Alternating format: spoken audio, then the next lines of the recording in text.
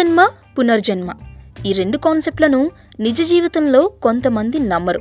కానీ చాలామందికి ఇలాంటి వాటిపై చాలా ఇంట్రెస్ట్ ఉంటుంది.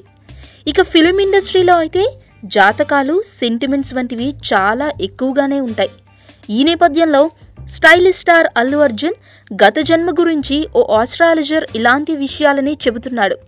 అనేక టీవీ కార్యక్రమాల్లో జాతకాలు చెప్పే ఎస్వి నాగనాథ్ తాజాగా ఓ మీడియా సమావేశంలో ఈయన బన్నీ పూర్వజన్మ వృత్తాంతం గురించి వెల్లడించాడు. గత జన్మలో అల్లు అర్జున్ ఉత్తర భారతదేశంలో ఓ రైతుగా ఉండేవాడట.